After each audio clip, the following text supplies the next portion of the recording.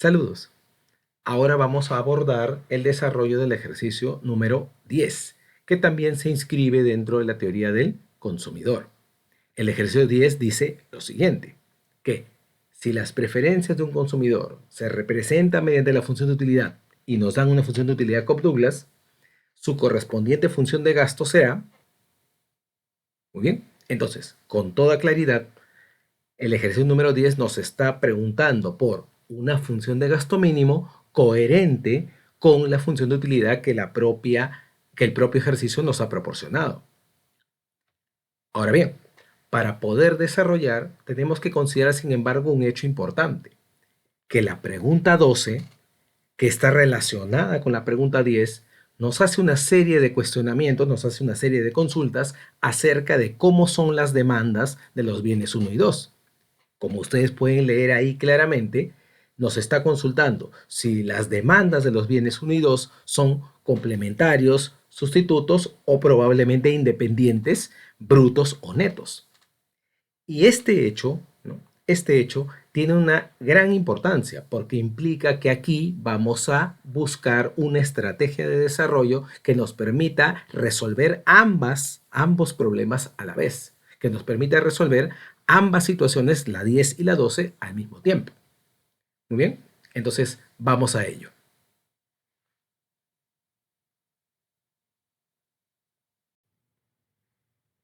Bien, entonces, en el ejercicio 10 lo que queremos encontrar es la función de gasto mínimo partiendo de que conocemos la función de utilidad, que en este caso es del tipo Cobb-Douglas. Así que escribiremos aquí así, función de utilidad, que es U igual a x sub 1 a la 1/3 por x sub 2 a la 2/3. Listo. Muy bien, entonces, partiendo de esta función de utilidad, lo que yo deseo encontrar en el ejercicio 10 es la función de gasto mínimo. Pero tendríamos que recordar que para llegar a la función de gasto mínimo, por lo menos tenemos dos estrategias diferentes, dos rutas diferentes. Una primera sería partir del planteamiento del primal, es decir, de la maximización de la utilidad, y encontrar finalmente la función de gasto mínimo. Esa es una posibilidad. La otra posibilidad es que utilicemos el programa dual. En otras palabras, partamos de la minimización del gasto para obtener finalmente la función de gasto mínimo. En este caso, sin embargo, hay que considerar un hecho adicional, que en la pregunta número 12 se nos está pidiendo cómo es el comportamiento de las demandas. En este caso, si son complementarios, sustitutivos o de repente independientes, brutos o netos. Y esto significa entonces que para poder responder la pregunta 12 necesito por lo menos dos cosas. Primero, las demandas ordinarias o marshallianas de los bienes 1 y 2 y por otro lado, las demandas hicksianas o compensadas de los bienes 1 y 2. Este hecho es importantísimo porque implica que probablemente en este caso concreto la mejor forma de proceder sea la de buscar plantear el problema a partir del primal, es decir, a partir de la maximización de la utilidad. Muy bien, entonces eso es lo que vamos a hacer ahorita. Entonces, lo primero que tenemos que encontrar son las funciones de demanda, ¿no? Tenemos que encontrar las demandas ordinarias o marshallianas. Demandas ordinarias o marshallianas. Marshallianas. Listo. Y para encontrar las funciones de demanda marshalliana, ¿qué tenemos que hacer? Bueno, optimizar. En este caso, la condición o la primera condición de óptimo, ¿de acuerdo? Es ¿cuál? Que la relación marginal de sustitución, que consiste en el cociente entre las utilidades marginales, ¿sí? Es exactamente igual al cociente de los precios. Esa es la primera condición de primer orden para maximizar la utilidad, es decir, para resolver el primal. Muy bien. Entonces, apliquemos. U sub 1, U sub 1 es la utilidad marginal del bien 1. Lo que significa entonces que lo que vamos a encontrar o lo que queremos encontrar aquí es la derivada de la función de utilidad con respecto a la variable x1. Muy bien, entonces, ¿eso cuánto nos sale? Nos sale, a ver, ponemos el exponente como coeficiente x1 elevado al exponente menos 1. 1/3 menos 1 menos 2/3. Multiplicado por x sub 2 a la 2/3. Listo. Esto lo dividimos por U2. U2, ¿qué cosa es? Es la utilidad marginal del bien 2. O, lo que es lo mismo, la derivada parcial de la función de utilidad con respecto a la variable x2. ¿Cuánto sale eso? A ver, aquí era originalmente x1 a la 1/3 multiplicado por, ponemos el exponente, en este caso el exponente es 2/3, multiplicado por x2 elevado al exponente menos 1, que en este caso es 2/3 menos 1, es menos 1/3. Y esto es exactamente igual al coeficiente, al cociente de los precios. ¿Bien? Sigamos trabajando. ¿Qué nos queda aquí? A ver, 1/3 en el denominador 2/3. A ver, ¿y qué más nos queda? A ver, aquí escribimos x2 en el numerador, x2 a la 2/3. Muy bien, pero x2 también está en el denominador, pero está en el denominador con el exponente menos 1/3. Entonces, eso quiere decir que por la regla o la ley de los exponentes, yo puedo escribir este x sub 2 en el numerador, pero con el signo cambiado en el exponente. En otras palabras, escribo x2 a la 1/3. Perfecto. En el denominador, ¿qué cosa hay? Hay x1 a la 1/3. Pero x1 también está en el numerador. ¿Sí? Está en el numerador. ¿De acuerdo? Y está en el numerador con el exponente menos 2/3. Entonces, eso quiere decir que yo lo puedo escribir en el denominador, pero con el signo cambiado. Entonces, escribo aquí escribo, a ver un ratito, ya, ahora sí. Escribo x sub 1 a la 2/3. Sí, a la 2/3. Perfecto. Listo. Y esto es igual al cociente de los precios. Muy bien. Si seguimos operando, ¿qué obtenemos? A ver, aquí podemos cancelar de frente 3 y 3. Así que nos queda 1/2. Multiplicado por x2 a la 2/3 por x2 a la 1/3 en el numerador. 2/3 más 1/3 es 1. Queda x sub 2. x1 a la 1/3 por x1 a la 2/3. 1/3 más 2/3 es 1. Queda x sub 1. Y esto es igual al cociente de los precios. Perfecto. Terminamos entonces ahora las operaciones pasando. A ver, 2x1 lo vamos a pasar al otro lado. Y p sub 2 lo vamos a pasar al otro lado. ¿Qué obtenemos? Que p sub 2 por x sub 2 es igual a p sub 1, perdón. No, está mal. A 2 veces p sub 1 por x sub 1. Listo. Esto que hemos encontrado entonces, ¿qué cosa es? Es la primera condición de primer orden para maximizar la utilidad. Muy bien. Ahora, la segunda condición de primer orden para maximizar la utilidad ya la conocemos, ¿verdad? Es siempre la restricción presupuestaria. Así que para encontrar las demandas ordinarias o marshallianas, lo que vamos a hacer es aplicar esta primera condición de primer orden en la propia restricción de presupuesto. Es decir, vamos a hacer lo siguiente. Muy bien. La restricción de presupuesto, ¿cómo es? La renta M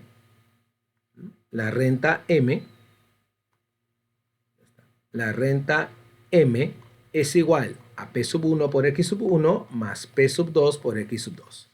Listo. Entonces, sustituyendo, más P sub 2 por X sub 2 es 2 veces P sub 1 por X sub 1. ¿Esto cuánto me da? Me da 3 veces P sub 1 por X sub 1. Y finalmente, despejando X sub 1, ¿qué obtenemos?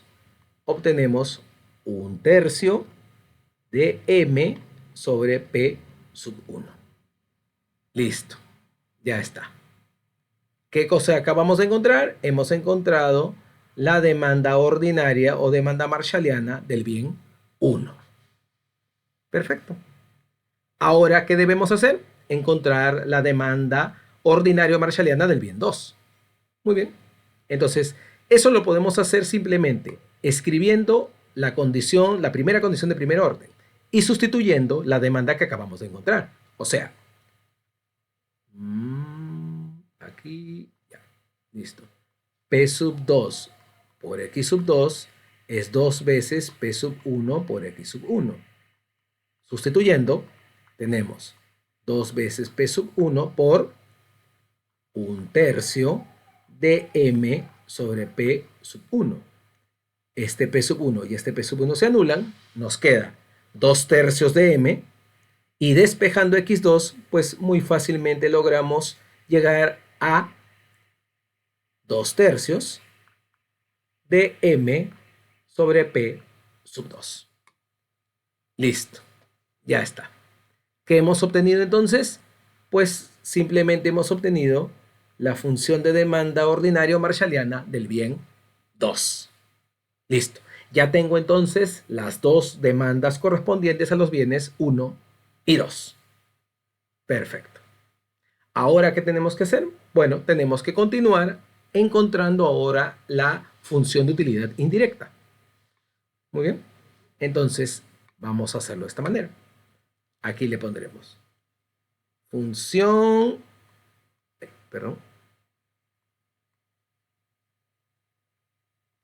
función de utilidad indirecta. Muy bien. ¿Cómo sale eso? A ver, recordamos que la función de utilidad del tipo Cobb-Douglas es así, ¿verdad? X1 a la 1/3, X2 a la 2/3.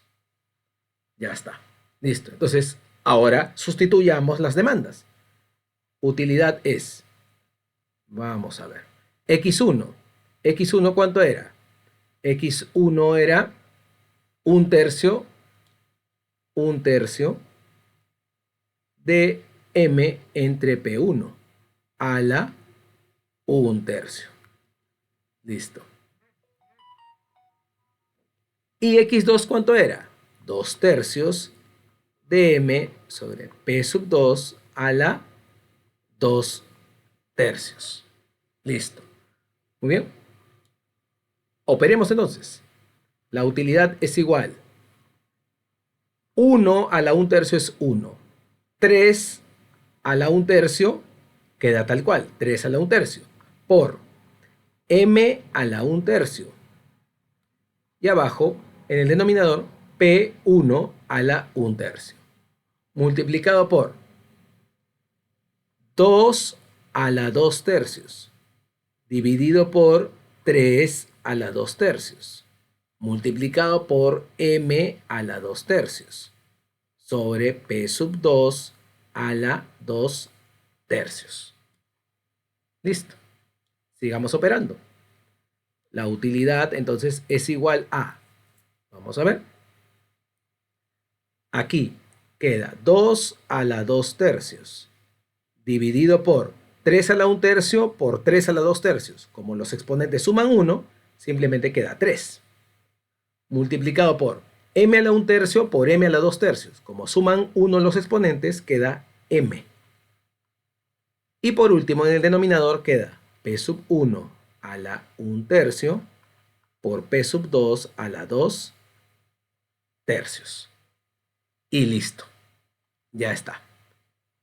Hemos construido entonces la función de utilidad indirecta correspondiente. Muy bien. Listo. La primera gran parte del ejercicio ya está resuelta. ¿Ahora qué tenemos que hacer? Bueno, ahora lo que tenemos que hacer es encontrar la solución del ejercicio, porque lo que nos están pidiendo es la función de gasto mínimo. Entonces, por las propiedades de dualidad, sabemos perfectamente que la función de utilidad indirecta y la función de gasto mínimo se corresponden entre sí, y por lo tanto, yo simplemente puedo extraer la función de gasto mínimo despejando M de la función de utilidad indirecta. En otras palabras, para obtener la función de gasto mínimo, tengo que saber cuánto vale M. En este caso, a partir de la función de utilidad indirecta que acabo de encontrar. Muy bien, entonces pongamos así. Función, ¿no? Función de gasto mínimo, ¿no? Función de gasto mínimo,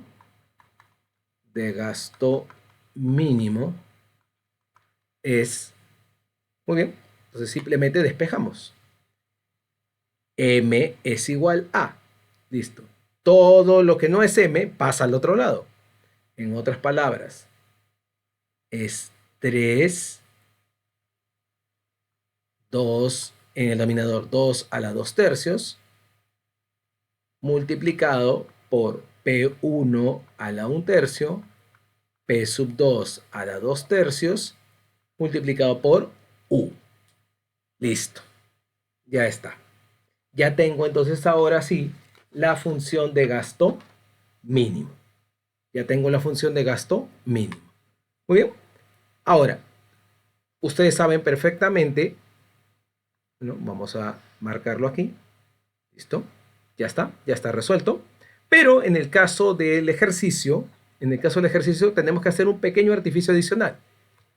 A ver, yo ya sé, o ya sabemos, ¿no? Ya sabemos que M es esta expresión de aquí, o sea, es la función de gasto mínimo. Muy bien, pero ya que el exponente 2 tercios está en el número 2 y está en la variable P sub 2, voy a arreglar las dos cosas de esta manera. Esto es 3 veces P1 a la 1 tercio, P sub 2 sobre 2 sobre 2. Pero, a ver, vamos a escribirlo bien para que se entienda. A ver, un ratito.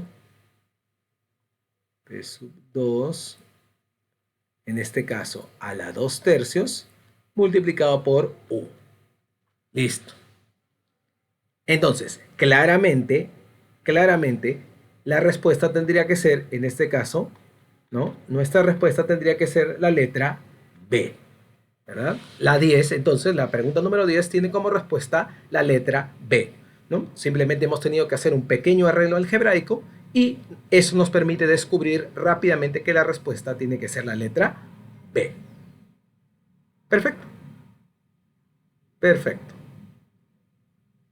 Muy bien, ahora vamos a la parte correspondiente a la pregunta 12. A ver, la pregunta 12 nos consulta si es que las demandas de los bienes son complementarios, sustitutos o de repente independientes, brutos o netos.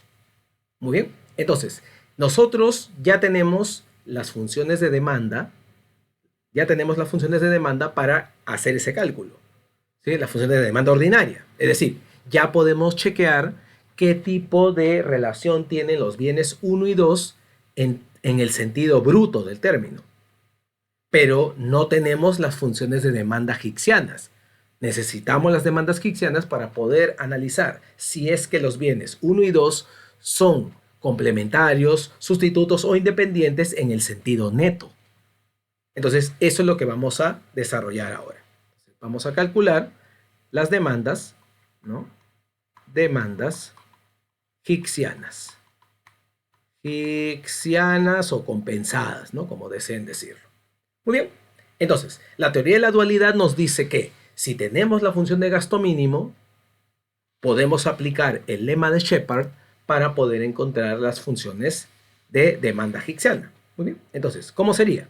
A ver, tendríamos que H1, la demanda hicksiana del bien 1, es la derivada parcial de la función de gasto mínimo con respecto a P sub 1. ¿Listo? Entonces, nosotros vamos a utilizar esta definición para hacer nuestro cálculo. Muy bien, entonces tenemos así. Esto es igual a, vamos a ver. A ver, un segundo. Ya está. Es 3 sobre 2 a la 2 tercios, ¿verdad? multiplicado por P sub 1 a la 1/3. Por P sub 1 a la 1/3. Entonces nos queda así. Multiplicamos, bajamos el exponente, ¿verdad? 1/3. P1 a la 1/3 menos 1. Pero 1/3 menos 1, ¿cuánto es? Menos 2/3. Por P sub 2, que sigue siendo igual. P sub 2 a la 2/3 por U. P sub 2 a la 2/3 por U. Listo. Eliminamos 3, ¿verdad? ¿Y H1 cómo queda? H1 queda como 1 por 2 a la 2/3 multiplicado por P sub 1 a la menos 2/3 por P sub 2 a la 2/3 por U. Listo. Ya está. Ya tengo entonces la demanda compensada higsiana del bien 1. ¿Ok? Perfecto.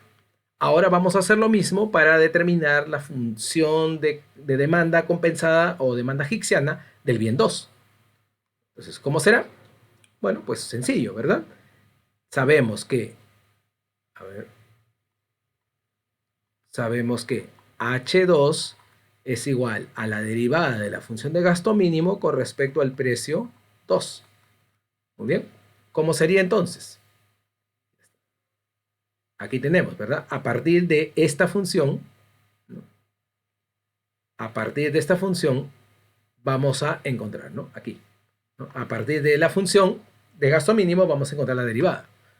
Entonces vamos a escribir esto exactamente igual. 3, ya está. Es 3, 2 a la 2/3 multiplicado por P1 a la 1/3. P1 a la 1/3 multiplicado por, y ahora sí obtenemos la derivada. P sub 2 está elevado a la 2/3. Muy bien, entonces nos queda así. Baja el exponente, P sub 2 a la 2/3 menos 1. ¿Sí? Pero ¿cuánto es 2/3 menos 1? Es menos 1/3 por U. Perfecto. Anulamos aquí. Cancelamos aquí. 3 y 3 se cancelan. Esto es 2 a la 1, ¿verdad? Entre 2 a la 2/3. 1 menos 2/3. 1 menos 2/3 es 1/3. Así que nos queda 2 a la 1/3 multiplicado por P1 a la 1/3 por P sub 2 a la menos 1/3 por U. Listo. Ya está. Ahora ya tenemos entonces la demanda compensada o higsiana del bien 2. Listo. ¿Ok? Entonces, ¿ahora qué tenemos que hacer? Bueno, pues simplemente constatar qué tipo de relación tienen los bienes. Si son independientes, sustitutos o complementarios, sea neto o sea bruto. Muy bien. Entonces, vamos a proceder a hacer ello. Primero, vamos a tratar el caso de la relación bruta. Vamos a poner aquí entonces relación bruta. Bruta. Muy bien, entonces, ¿qué hacemos aquí?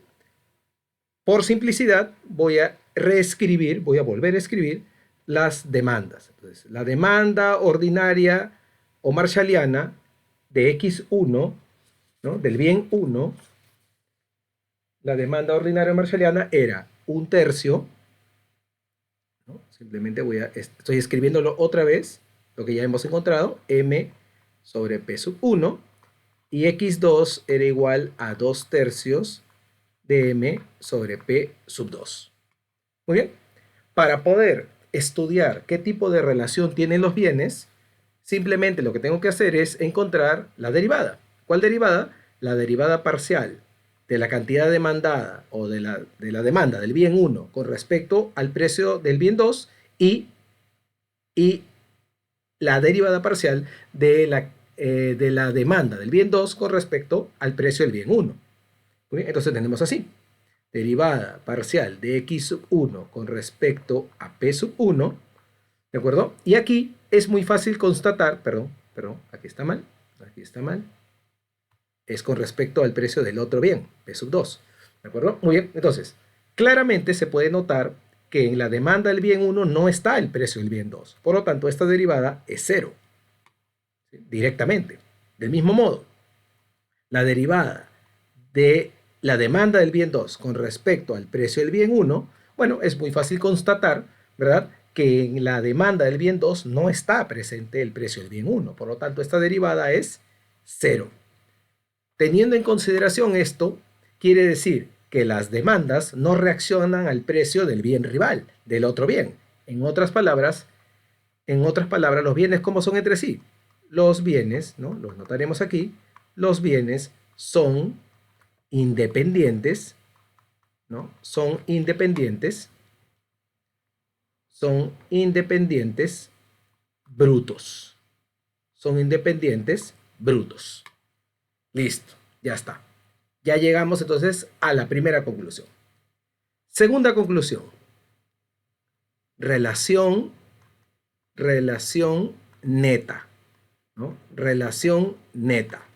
Para evaluar la relación neta, ¿qué necesitamos? Necesitamos las demandas hicksianas, ¿ok? Las voy a volver a escribir aquí, simplemente las voy a volver a escribir.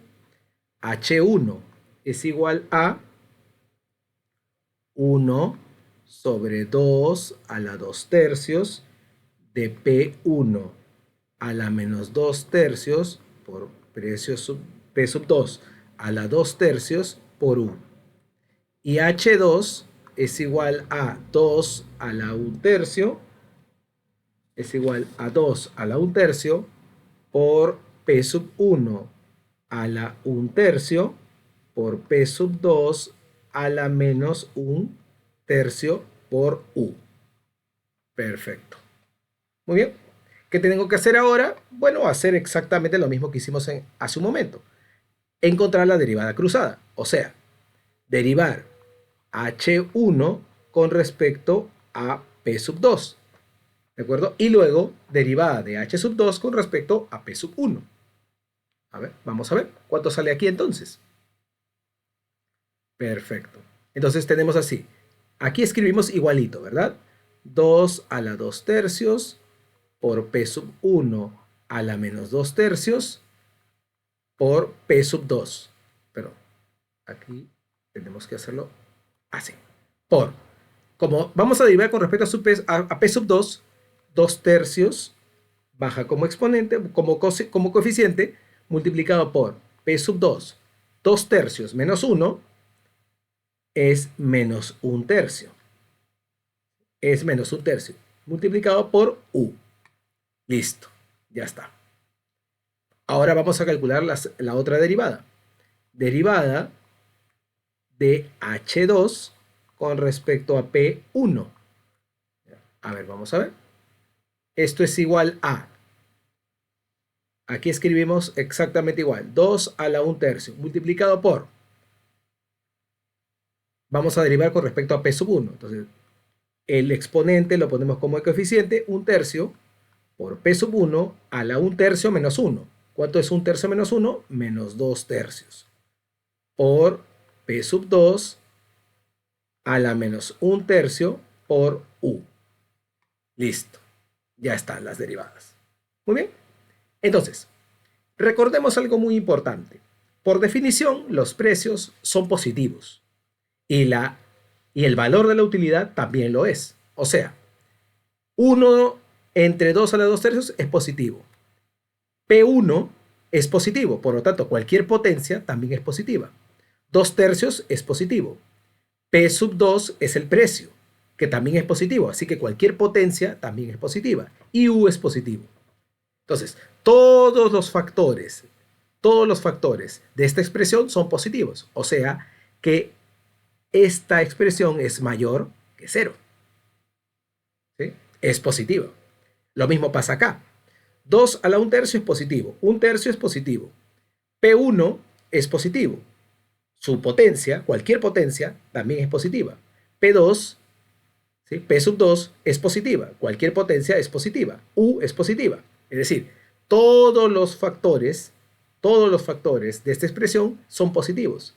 O sea que aquí también es mayor que cero. Ya que los bienes, ya que las derivadas de las demandas compensadas son positivas respecto al precio del otro bien, podemos concluir fácilmente, ¿verdad? Que los bienes, ¿no? Los bienes, en este caso, los bienes son, los bienes son sustitutos netos. Son sustitutos netos. Y eso significa entonces que en este caso la respuesta al problema 10, ¿no? La respuesta al problema, perdón, al problema 12, la respuesta al problema 12 es la letra D, ¿verdad? Los bienes son sustitutos netos. Este resultado de aquí, ¿no? Este resultado no está en el análisis, pero este de aquí sí. Este de ahí es una respuesta. En este caso, la letra D. Muy bien. Y con eso hemos entonces concluido con la solución del ejercicio 10 y 12. Muy bien. Espero pues que haya sido comprensible y les doy muchas gracias por su atención. Nos vemos en la siguiente solución.